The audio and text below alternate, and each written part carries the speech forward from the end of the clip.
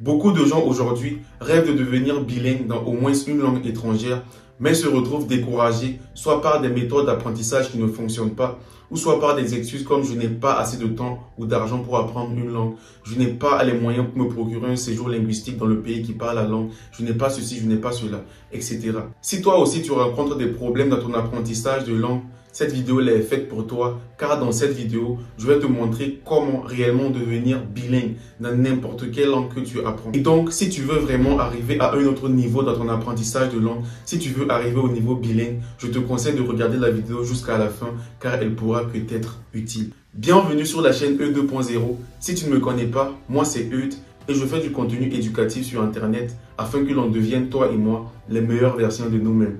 Maintenant que ça c'est dit, on passe au vif du sujet. D'abord, la première question à laquelle il faut répondre, c'est quoi être bilingue? Ça veut dire quoi être bilingue? Pour moi, être bilingue, c'est d'être capable de passer d'une langue à une autre de la manière la plus naturelle possible et facilement, sans vraiment faire beaucoup d'efforts. It's about being able to switch from one language to another one in the more natural way possible. Como pasar, por ejemplo, del francés al inglés ou del inglés al espagnol naturalmente y facilmente. Maintenant, faut-il réellement voyager dans le pays qui parle la langue? Est-ce que les séjours linguistiques sont obligatoires pour devenir bilingue dans la langue que l'on apprend?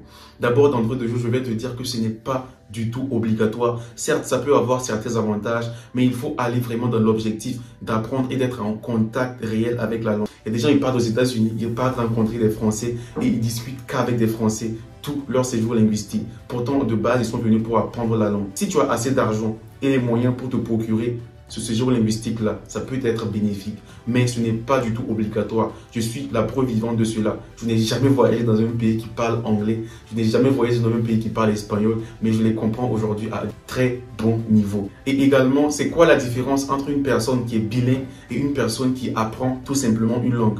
Parce que pour moi, la différence, elle est là et elle se situe principalement dans le vocabulaire. La grande différence entre une personne bilingue et une personne qui apprend tout simplement une langue, c'est le vocabulaire.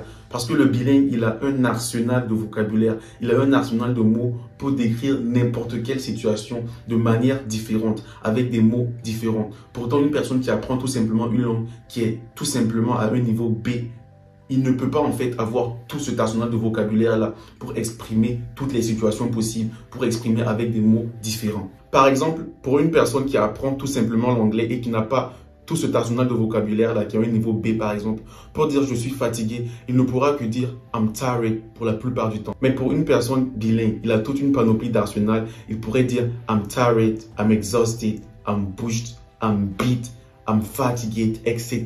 Il a tout un tas de vocabulaire pour exprimer la même émotion, pour exprimer la même situation, dépendant de qui est en face de lui. Maintenant que j'ai mis ma torche, j'ai mis ma lumière sur toutes ces zones d'ombre-là, je vais te montrer maintenant comment réellement devenir bilingue. Je te conseille de vraiment suivre la vidéo jusqu'à la fin et de vraiment prendre en considération toutes les choses que je vais dire à partir de maintenant. La méthode que je vais te présenter dans cette vidéo, c'est celle que j'ai utilisée pour apprendre toutes les langues que je connais aujourd'hui et elle se divise en 3 étapes. La première étape, c'est l'immersion, c'est-à-dire d'être dans un bain linguistique, de se mettre le maximum possible en contact avec la langue. Et la deuxième étape, c'est la production, c'est-à-dire de commencer à produire quelque chose dans la langue, soit par écrit, soit oralement. Et la troisième étape, c'est la correction, c'est-à-dire de corriger les erreurs que l'on a eu à faire dès le début. Et c'est après cette étape de correction-là que l'on devient réellement bilingue. Prenons un peu chaque étape et essayons d'expliquer en détail de quoi il s'agit réellement. Pour l'immersion, comme le terme l'indique lui-même, c'est d'être immergé le maximum possible dans la langue, d'être en contact, de créer ce contact permanent avec la langue. Pour ceux qui ont les moyens, qui peuvent se procurer un séjour linguistique, ça serait très bien de voyager et d'être en temps réel dans le pays qui parle la langue et d'être en contact avec les locaux. Pour ceux qui n'ont pas les moyens également pour se procurer cela, ce n'est pas du tout grave, car je vous rassure, moi j'ai pas eu les moyens pour y aller, mais je comprends aujourd'hui beaucoup de langues.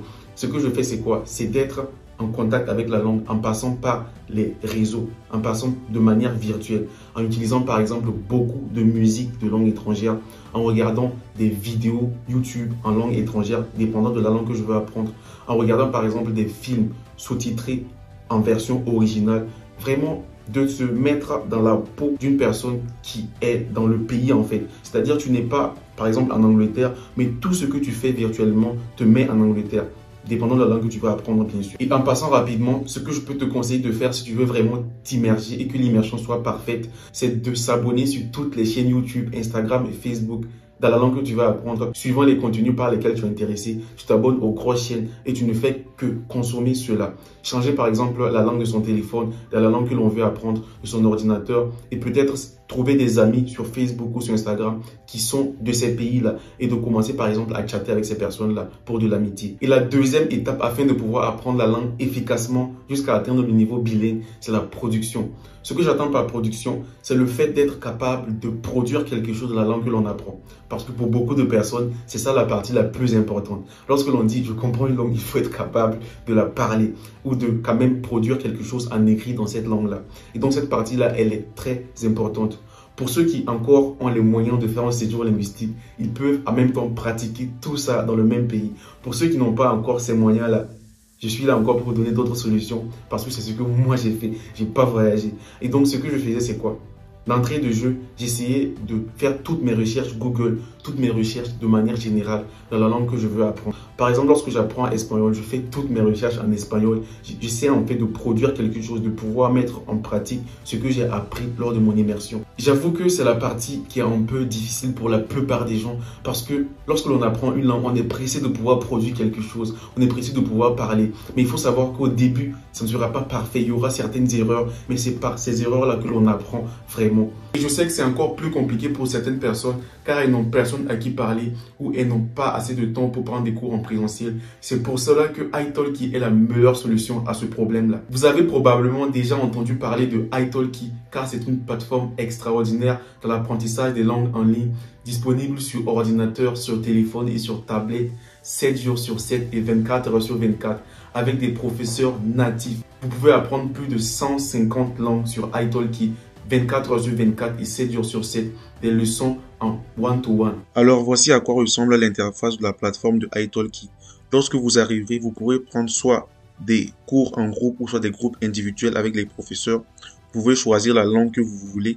Il y a par exemple l'anglais, le japonais, l'espagnol, il y a toutes les langues, il y a plus de 150 langues. Et donc il y a des vidéos d'introduction de chaque professeur et vous pourrez ainsi écouter l'accent du professeur et en fonction de vos préférences, vous pouvez choisir le professeur que vous voulez à l'heure que vous voulez. Ce qui est intéressant avec la plateforme, c'est que vous n'avez pas besoin de faire un abonnement. C'est juste que vous payez tout juste avant de prendre votre cours. Et si je vous parle de cette plateforme-là sur ma chaîne, c'est parce que je l'ai testée et elle est vraiment efficace car j'ai vu le professionnalisme des professeurs qui s'y trouvent. Je vous mettrai à l'écran l'une de mes conversations avec un des professeurs de la plateforme et vous verrez comment cela se passe concrètement. I study English at school and also by myself with the videos on YouTube, on internet. Okay, nice. Is there something specific that you watch? Yeah. A channel that you like, or Netflix and stuff like that? Yeah, not Netflix, but on YouTube, there are some channels. And even Mr. Beast. Do you know Mr. Beast? I know him. I don't watch him, but yeah, I know of him. Yeah, and I sometimes see his videos, and Ali Abdal videos about productivity and stuff like that. Okay. And how much do you understand? Do you understand everything or 70%? Maybe 95% or more than that. I understand nice. almost everything. But maybe the problem is in the speaking way, to sometimes translate in my head before speaking. Yeah, it's normal. When you practice more, you start to talk without translating. But you're speaking normally there are probably some things that you're saying that are easy for you to say. Et donc, si vous voulez faire passer votre apprentissage de langue au niveau supérieur, cliquez sur le lien dans ma description, le lien épinglé, afin de pouvoir commencer votre parcours de l'apprentissage de langue avec italki. Et comme d'habitude, j'ai une bonne nouvelle pour vous. En utilisant mon code promo exclusif EUD sur italki et en achetant un cours à 10 $, vous obtiendrez jusqu'à 5 $ de réduction. N'est-ce pas une bonne nouvelle? Je tiens à préciser que ces remises-là sont disponibles que pour les 50 premiers à utiliser mon code promo EUD. Et donc, hâtez-vous et commencez votre apprentissage de langue avec italki. Et pour la production également, pour le parler, pour ceux qui ne se sentent pas gênés de parler à soi-même, pour ceux qui ne se sentent pas gênés de pouvoir parler face à la caméra et de pouvoir chaque fois traquer les erreurs. J'ai fait une vidéo à ce sujet-là qui permet d'apprendre une langue seule chez soi. Il s'agit de trouver des centres d'intérêt et de pouvoir faire des exposés là-dessus en se mettant face à la caméra et à chaque fois recenser les erreurs que l'on fait et de pouvoir suivre sa progression dans le parler. La troisième étape, afin de réellement devenir bilingue, celle-là, c'est la partie qui fait le plus peur à presque tout le monde. Mais j'insiste là-dessus parce que c'est la partie la plus importante. C'est la correction. De réussir à corriger toutes les erreurs que l'on a fait dès le début de notre apprentissage. Là, maintenant, il faut s'intéresser à la grammaire, à la conjugaison, à toutes les structures grammaticales. Parce que c'est ça qui fait la différence entre une personne qui apprend une langue et un bilingue. Lorsque l'on est bilingue, il faut quand même avoir un certain niveau de conjugaison ou de grammaire. Et là, il faut encore retourner dans les livres. Parce que jusqu'à là, tu comprends déjà la langue, mais tu as quelques problèmes. Tu as quelques problèmes, par exemple, de temps verbaux. Tu as quelques problèmes de conjugaison. Tu as quelques problèmes de structure de phrases qui ne sont pas cohérentes. C'est là maintenant qu'il faut retourner dans les bouquins de grammaire et vraiment de retourner faire une étude de fond. Il ne faudra pas prendre toute une journée, tout un mois pour essayer de maîtriser toute la grammaire parce que déjà, c'est pas possible et c'est très pénible. Pour ceux qui ont déjà fait, ils savent que apprendre les règles grammaticales, c'est compliqué et personne n'aime faire cela. Mais c'est une étape obligatoire. Mais on peut trouver une manière de pouvoir alléger cela. C'est de pouvoir apprendre régulièrement, petit à petit. Par exemple, lorsque l'on arrive à ce niveau-là, on comprend déjà la langue. Je vous dis que tu peux parler sur presque toutes les situations, mais tu veux vraiment avoir une langue vraiment parfaite ou du moins proche de la langue parfaite. Du coup, tu vas commencer à prendre ces cours-là régulièrement avec un livre de grammaire ou avec des vidéos YouTube là-dessus ou avec des blogs sur Internet qui en parlent. Vraiment de prendre petit à petit les règles grammaticales et tu vas voir qu'au bout de quelques mois ou au bout de quelques années, dépendant de qui apprend la langue, tu auras vraiment une langue parfaite ou du moins quasi parfaite. Et donc, pour rafraîchir les mémoires, la technique d'apprentissage est la suivante. Premièrement, c'est l'immersion. Être immergé, d'accord? C'est la partie pour moi la plus intéressante. Mais il faut rester même si on ne comprend pas. C'est compliqué de regarder les vidéos quand on ne comprend pas tout, mais il faut rester.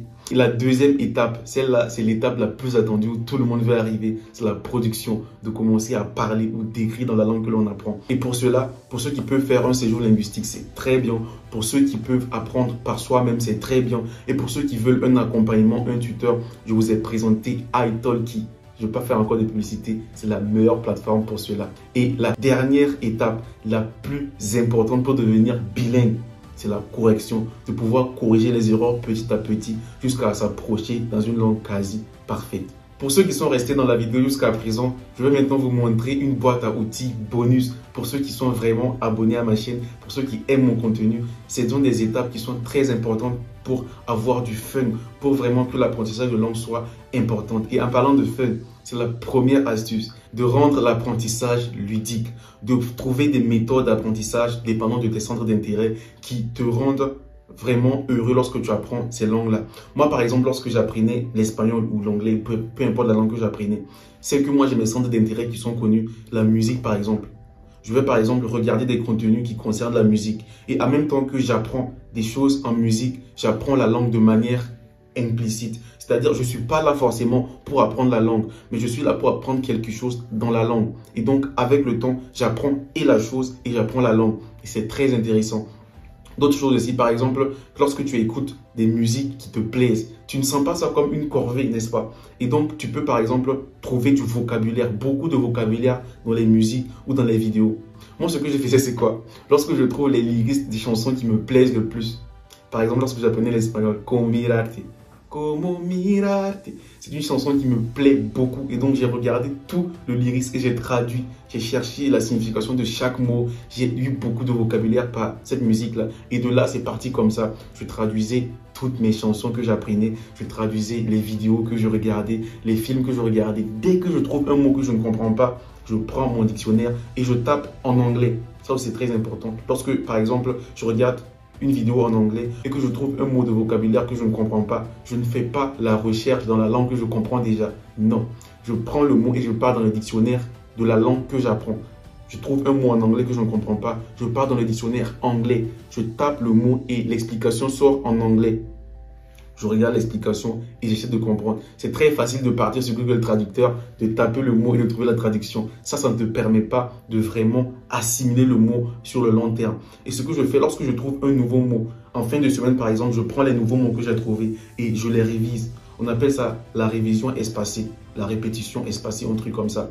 À chaque fois, je reprends les mêmes mots que j'ai eus, soit dans les musiques, soit dans les vidéos, soit lorsque j'ai entendu quelqu'un parler. Je prends les mots et à chaque fois, je répète encore avec des exercices. J'essaie par exemple de conjuguer les nouveaux verbes que j'ai eus. J'essaie par exemple d'utiliser les nouveaux mots dans les structures grammaticales.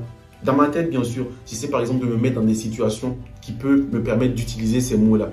Et lorsque tu fais ça, tu vas voir que tu auras un très grand vocabulaire. C'est par là on devient bilingue en fait de manière ludique, de manière intéressante. Et une autre chose, j'allais oublier, c'est de même lorsque je regarde des vidéos ou des trucs dans la langue que je comprends déjà, je mets les sous-titres dans la langue que je ne comprends pas. Et donc, j'ai une traduction automatique. Dès que je vois le mot traduit sur la vidéo et que j'écoute le mot que je connais déjà, je peux déjà imaginer ce mot-là, il veut dire ça, même si je ne comprends pas encore la langue. Ça, c'est une astuce, c'est entre toi et moi. Et pour ceux qui sont vraiment adeptes des réseaux sociaux, il y a par exemple les groupes Facebook, SpaceX, qui par exemple ont des sujets qui sont dans tes centres d'intérêt. Tu peux rentrer dans ces groupes-là, dans la langue que tu apprends bien sûr, et tu vas voir que tout le temps, tu auras des chats concernant cela, il y aura des appels vocaux, des meets pour discuter sur certains sujets. Et donc, facilement, tu vas acquérir du vocabulaire, facilement, tu vas acquérir le savoir concernant cette langue-là, sans vraiment faire beaucoup d'efforts, de manière qui t'intéresse. Et une autre chose, j'allais oublier concernant l'apprentissage des langues, beaucoup de personnes aujourd'hui, lorsqu'il s'agit de parler,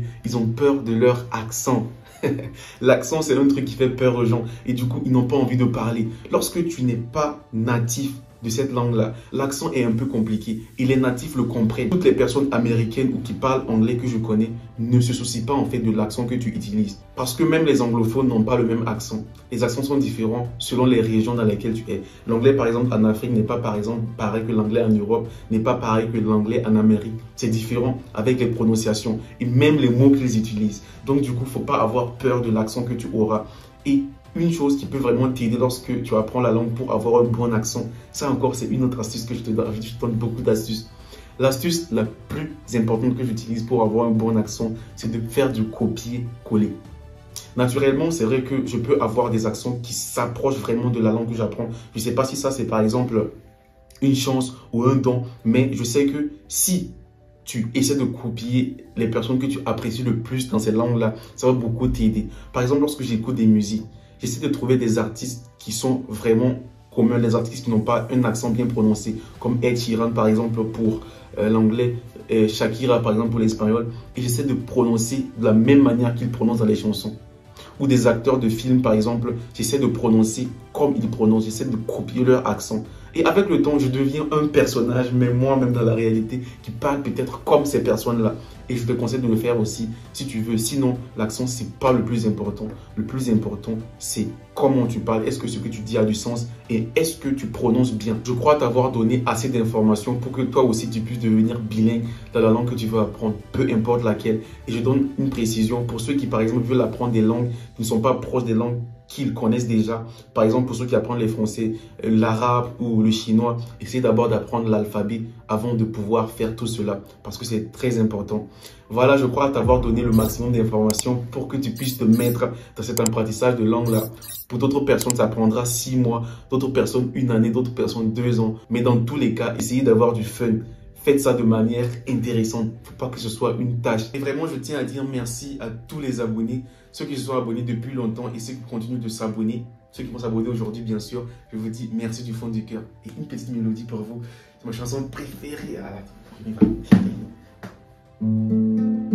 Oh Marie, si tu savais tout le mal que l'homme fait.